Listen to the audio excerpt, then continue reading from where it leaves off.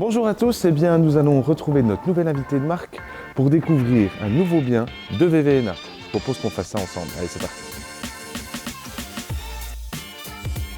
Bonjour Ludovic. Pascal, ça va? Très bien, merci. Bon écoute, c'est vraiment très sympa d'être avec nous. Ce que je te propose, c'est de tout de suite visionner le dernier bien de VVNA. On y va? Avec plaisir. Allez. C'est parti. C'est dans la capitale comtoise, à Besançon, que nous allons découvrir le nouveau bien de VVNA. Quartier dynamique des Chaprais, un joli terrain, 530 m² constructible, avec les viabilités en bordure de route. Alors, Ludovic, qu'est-ce que tu penses de ce que tu viens de voir?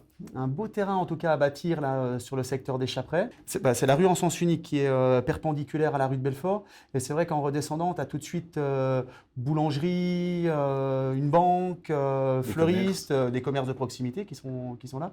On a à proximité aussi du parc des Chaprais qui est un peu plus bas également. Une école qui est à proximité. Donc non, un bel endroit, je pense, pour construire une petite maison de centre-ville, à mon avis, assez intéressant quand même. Après, il faut voir le type de maison qu'on a le droit de faire. Dessus, je pense que c'est plutôt du plein pied. On peut faire effectivement du plein pied, ça c'est important. Mais je trouve que c'est bien situé et rare. Parce que je pense qu'en plein cœur du secteur des Chaprais, trouver un petit espace à bâtir de ce type-là, ça ne doit pas forcément courir les rues.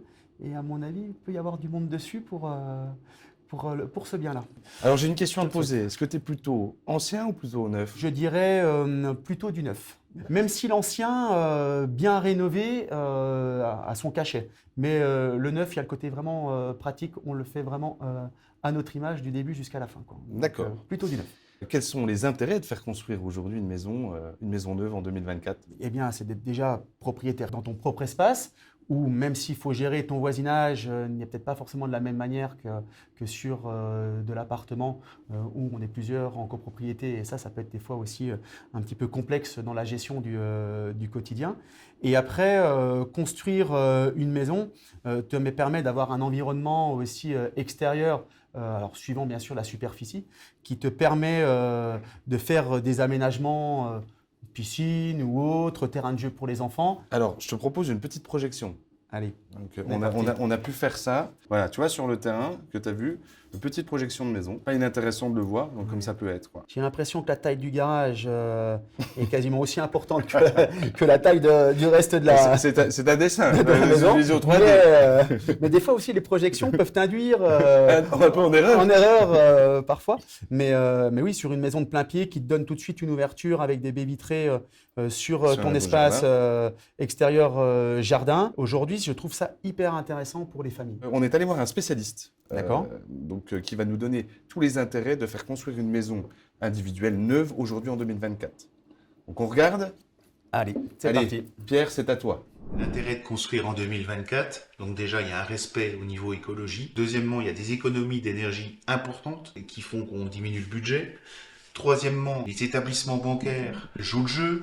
L'État joue le jeu aussi avec la prolongation du prêt à taux zéro. Donc si on prend tous ces éléments-là, c'est hyper intéressant de construire en 2024. Vous pouvez construire à l'endroit que vous voulez et selon vos souhaits.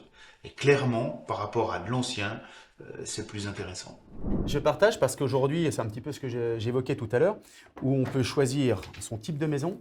On peut choisir son aménagement exactement comme on le souhaite. Tu l'as dit tout à l'heure au démarrage, mais aussi effectivement aujourd'hui avec les matériaux qui existent, on a quand même aussi des contraintes environnementales qui nous sont positionnées, mais aussi intrinsèquement on le porte. Et je crois que les nouveaux matériaux nous permettent aussi d'avoir des isolations et des gains d'énergie aujourd'hui au quotidien. Et le neuf aussi apporte un développement aussi d'un territoire avec de nouvelles habitations qui sont aujourd'hui nécessaires, notamment ici sur le secteur de Besançon. Donc, en conclusion, il faut acheter du neuf.